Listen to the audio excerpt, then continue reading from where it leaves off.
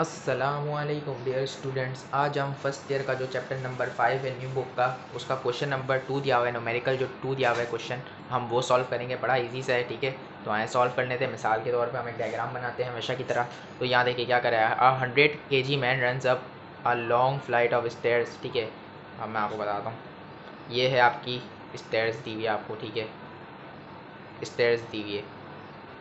अब ये नीचे उतरने की भी जगह है। मिसाल के तौर पे आप इस तरीके के स्टेयर्स हैं, आप सिर्फ इमेजिन करें, ठीक है। ये स्टेयर्स हैं। ये बंदा यहाँ खड़ा है। क्या? ये बंदा यहाँ खड़ा है। टांगे बड़ी छोटी बन गई, कोई बात नहीं, हम इसको टोपी पहना देते हैं, ठीक है। ये बंदा चढ़ रहा है ऊपर की तरफ। इस बंदे का वेट जो है ना आपको दिया हुआ है कितना। तंदुरुस्त बंदा है। बंदा क्या है? तंदुरुस्त है। तो मास कितना दिया हुआ है इस बंदे का? 100 kg, सही है। और ये आपको ये भी बता रहे हैं कि कितनी देर में ये ऊपर चढ़ा। 9.8 सेकंड में ऊपर चढ़ गया। और आपको ये भी बता रहे हैं कि जो हाइट है ना आपके पास, जो स्टेयर्स की हाइट है, ये भी आपको बताई गई कितनी है, 10 मीटर के बराबर है, सही है।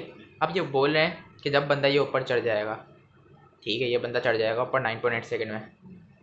इसकी टोपी पहना दो। टोपी बनाना ज़रूरी नहीं है ना, ये डायग्राम बनाना आपको सिर्फ सिखाने के लिए बता रहा हूँ, ठीक है।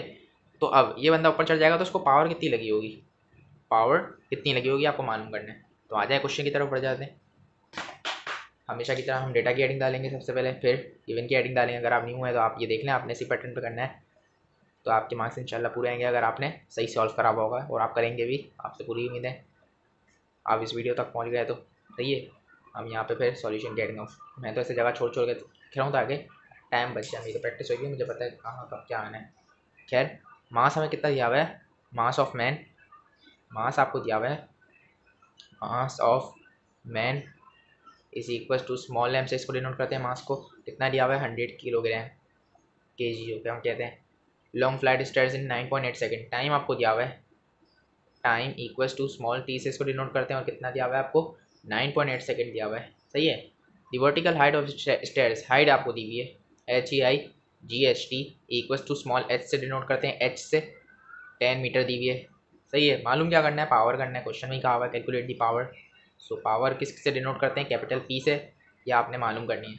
आपको पता है वेट का फॉर्मूला हमने भी, जो हमारा जो पिछला क्वेश्चन था, पिछली वीडियो थी, उसमें क्वेश्चन नंबर 1 में हमने FS लगाया था। अब देखिए सिचुएशन आपको देखनी है। अब यहाँ पे आप F डॉट प्रोडक्ट S वाला नहीं लगा सकते वेट का फॉर्मूला, ठीक है। पावर का क्या फॉर्मूला होता है? सबसे पहले पावर का फॉर्मूला देख लें। पावर का फॉर्मूला होता है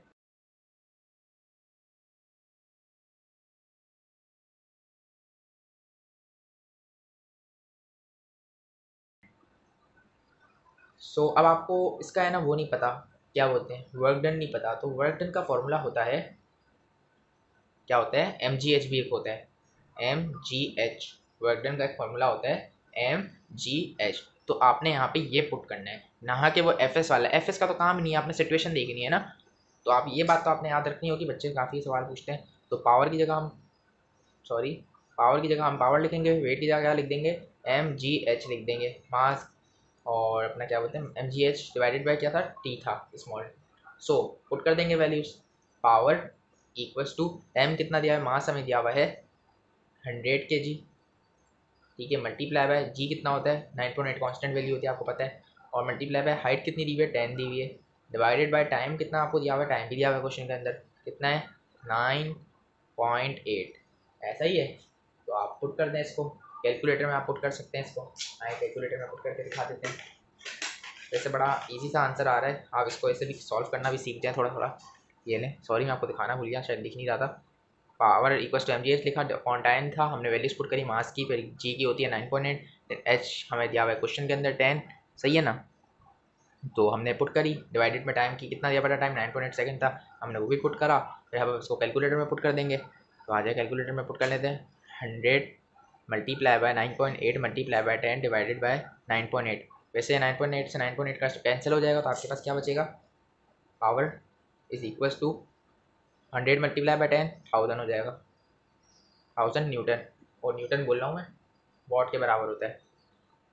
इसका ऐसा यूनिट क्या होता है पावर का? वॉट होता है। ये देख लें आप, इसको आप हम कैलकुलेटर में भी आपको करके दिखा देते हैं। ये देखें 1000 आ गया, यही आपका आंसर था।